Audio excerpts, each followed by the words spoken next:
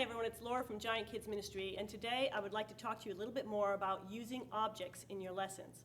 First of all, use one appropriate object. Too many objects dilute your point. Next, keep it simple. If you overcomplicate the objects and they're tricky to work with in front of the class, you'll lose your point. And be sure to test your objects before you come to class. Next, always talk about the obvious function of the object before you bring up the spiritual analogy, and don't mix the two. Don't over-explain the function of the object, and don't allow questions from the class if it's something very obvious, unless the children don't know what the object is that you're holding.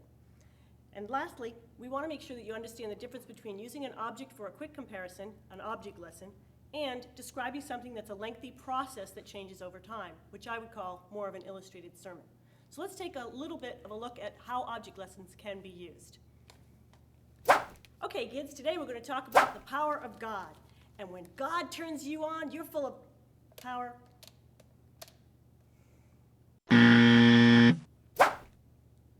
Okay, kids, I'm going to apply a little bit of pressure to this clothespin.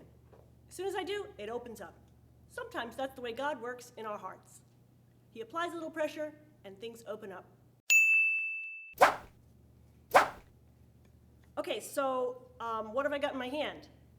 It's a hammer, right? Okay, well, sometimes with this hammer we can hit it, or we can build things, and that's kind of like our words, and we can sometimes say things, and our words can either build up things when we're hitting things, and this other side, what do we use this other side for? Does anyone know what this is? What do we use this for? This hammer can either build things, or it can take things apart. That's sort of like our words. Our words can either help build people up, or they can tear them down. Be careful how you use the tool of your words that God has given you.